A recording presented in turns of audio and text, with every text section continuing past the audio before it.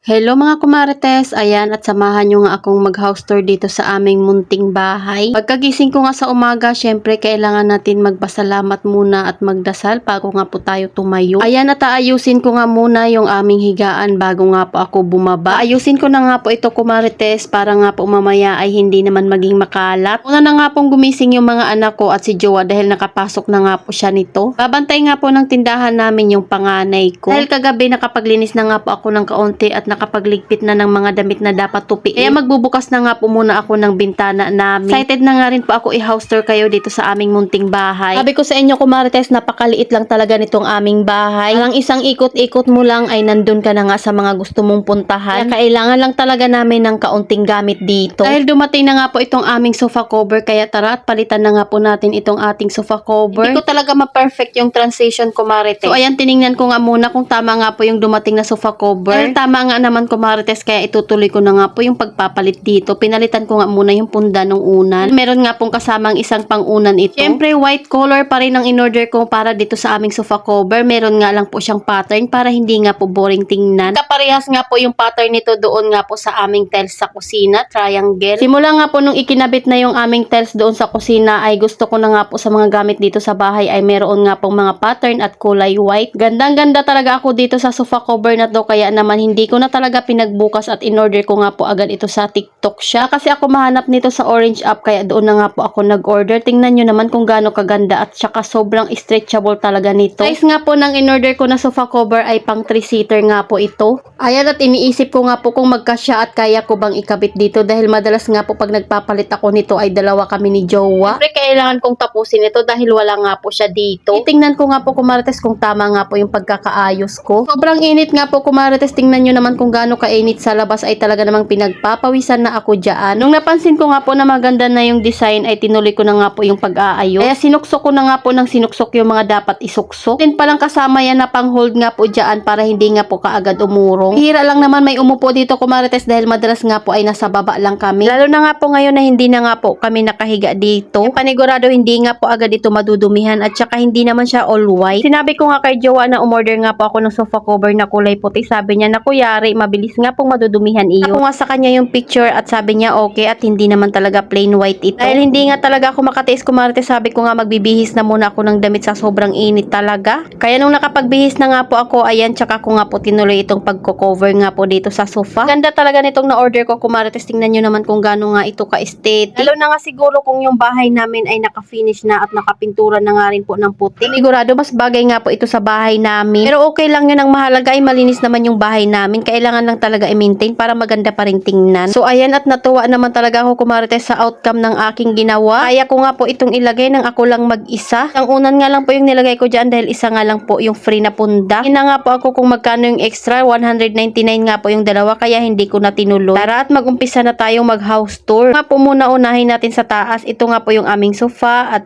ayan yung aming bintana, isang peraso. Sabit dyan na bag pero tatanggalin ko yan dahil gagawan ko nga po yan ng sabitan. Ito naman nga po yung aming pinto. Paglabas mo dyan ay meron nga po kaming maliit na terrace. Dito nga po kami nagsasampay at dito nga rin po yung iba kong mga halaman. Doon naman sa dulo ay mga bote nga po yung nakalagay. Tignan nyo naman kung gaano nga po kainit dahil nagbukas nga po ako ng ilaw doon sa salas, kaya yung ilaw namin dyan ay bukas din. Galing mo nga dito sa pinto may salamin dyan sa gilid at makikita mo kaagad yung aming sofa. Pag umikot ka naman, makikita mo na dyan yung aking drawer. Lagayan ng aking damit. Una sa gilid ng drawer ko nilagay yung mga laruan nila dahil hindi pa ako nakabili ng organizer. Next, punta tayo sa DIY ni Jowa na maging kwarto. Ayan nga po yung mga lagayan ng aming mga bedsheet, punda at kumot. Ayan na nga po dyan yung aming higaan. Ang layo na nga po ng itsura niya kaysa nga po doon sa hindi pa siya na DIY ni Jowa. Ipakita ko nga sa inyo kumarites yung dating pinaka-itsura niya. Ito pala yung hagdana. Nasa gitna nga po yung hagdana namin. Ito nga po yung itsura dati nung hindi pa DIY ni Jowa at gawing loft bed itong aming double deck. Sikip nga po dito at hindi nga po maganda tingnan. Ayan, tingnan nyo naman yung ngayon. Late na nga rin po ito kung nakadikit pa rin yung aming wall bricks. Tingnan nyo naman at maganda pa rin yung lapat sa simento. Meron nga pong nagsasabi na hindi nga po umabot ng isang linggo ay nagbaklasan na. Ito po talaga yung na-order kong wallpaper brick. Nga po yung may pahalaman ko at yung isang laruan na ni Tyler, dalawang cellphone, tapos yung Groot niyang laruan nilagay ko na nga dyan dahil cute. Naman nga po tayo doon sa loft bed ng dalawang bata, doon sa higaan nila. Size nga po yung kama nila kumarites, kaya kasya pa yan sa kanya at malawak naman po dito.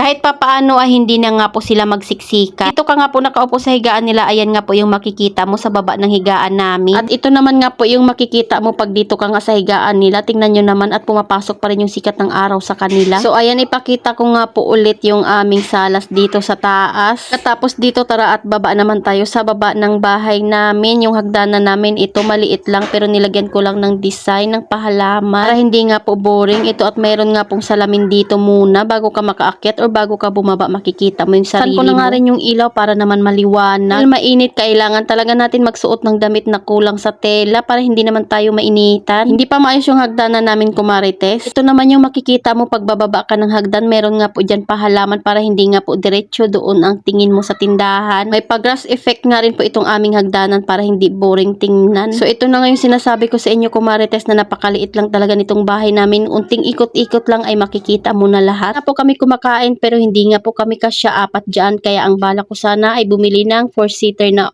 lamesa. Kasya kami pag kumakain. Ayan naman yung pangalawa naming bintana. Katabi ng bintana ay yung pintuan namin, at syempre yung pintuan namin ay ginawa naming sabitan ng chichirya. DIY nga lang din ito ni Jowa, kumarites, kaya naman matibay talaga ito. O ay kahoy po yung pintuan namin pero lagi po namin nilalabas yung chichirya namin pag kailangan mo nang i-display. Sabi ko nga gawin niya na nga lang pong bakal at pwedeng pagsabitan ng chichirya. Ito naman nga po yung aming kusina. Natin yung pailaw natin para mas maganda nga po tingnan. Ayan yung lagayan ko ng mga sibuyas at bawang. Ito nga rin po ay DIY lang yan ni Jowa, lagayan ng aming condiments. Yung dati nga po naming lagayan ay nakalagay nga po yun sa lababo at masikip nga po talaga tingnan. Alis ni Jowa ay nakapaghugas na rin ako ng plato. Higasan namin at yung lagayan ko ng aking lutuan. Sabi ng kusina ay yung CR namin. O diba talagang maliit lang talaga itong aming kusina at pwede lang sa isang tao. Kagaling mo sa kusina, kunting lakad lang ay tindahan na nga po namin iyan. Kasama nga po yung tindahan, salas at yung kainan namin. Yan, at iikot natin yung kamera ko, marites, para makita nyo kung gaano lang kaliit itong bahay namin. Akong kape dyan at hindi ko pa naiinom. Ayan yung mga lagayan ko ng skincare at salamin. Ito at yung tindahan. Tapos dyan nga po yung lagayan ko. Ayan. Naman dyan yung ref. Tara, ikot tayo ng 360. Pakita ko sa inyo kung gaano lang kaliit itong aming tindahan, bahay, salas at kainan. Yan na nga rin pa ako, kumarites, nagluluto. Ayan, maliit lang talaga yung lutuan ko. Tapos hagdanan kaagad. Tapos ref. Tingnan nyo, parang di pa lang talaga itong space ng bahay namin. Kaya kung hahayaan ko lang talaga na maging makalat itong bahay namin, panigurado para na itong sinabugan ng kalat. Ito nga rin po kami nagpapahinga sa upuan na yan, sa Cleopatra na upuan. Tara at labas naman tayo para makita nyo nga po yung itsura ng tindahan ko sa labas. 2 araw na akong hindi nakapamili, kaya kaunti na nga lang po yung paninda ko ngayon. Ito makikita mo sa harap ng pintuan namin, ganyan nga po yung itsura niyan, at wala pang pintura yan dahil wala pa kaming panggastos dyan.